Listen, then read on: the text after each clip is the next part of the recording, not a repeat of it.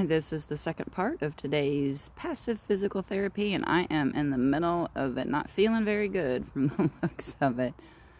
I can definitely tell the one bad part about voiceover is trying to remember what was going on.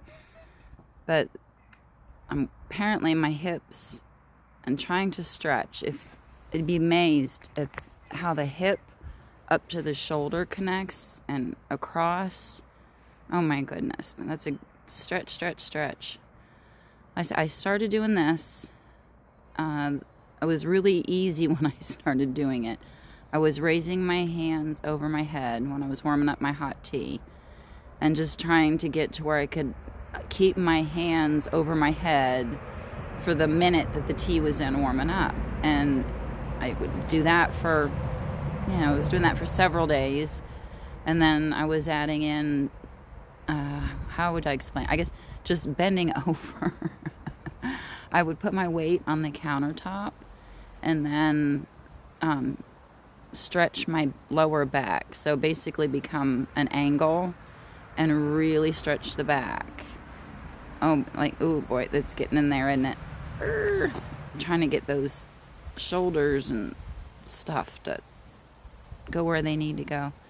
Anywho, and then one night I decided to see, I wanted to see if I could tell how bad out of line my bones were. So I put my feet against the wall and laid on the floor, and I could definitely tell my hips weren't straight. I was, one side was higher than the other. And so then I started doing stretches and relaxing, trying to get my body to, go where it should be and not where it was.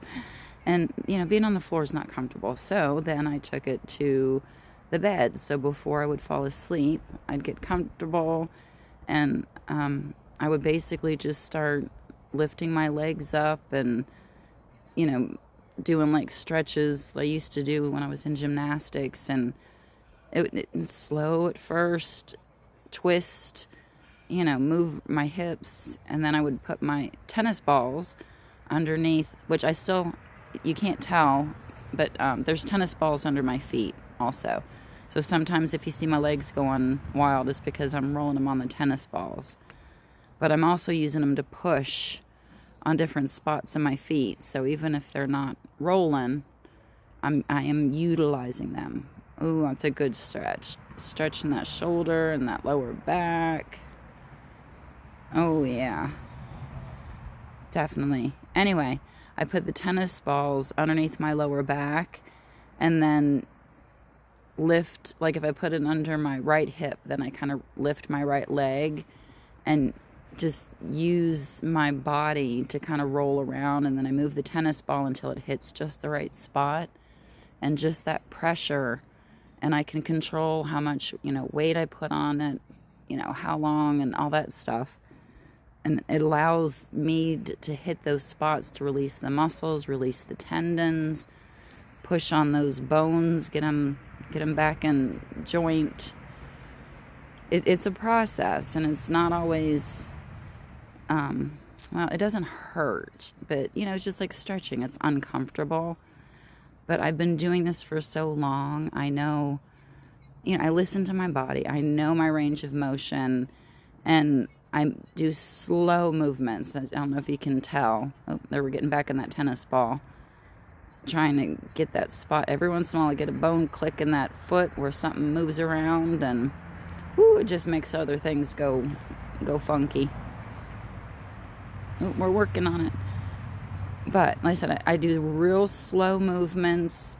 I don't do anything that hurts. If I get even the slightest inkling that my body's in a weird position, I'd be sure to adjust it.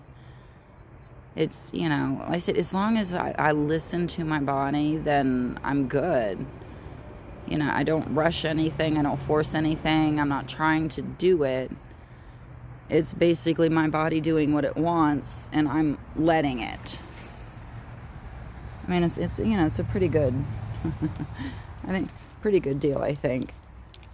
But it's amazing. Just, lighter is how I would phrase it. When I get done stretching, it's just my body feels lighter. And it helps with so many things. I mean, like, you know, if you've got fibro or any kind of things that just make you achy, you know, stretching. They used to, you know, push stretching on us all the time. Stretch in the morning and all that. I guess they quit telling us to stretch because they know it is really good for us.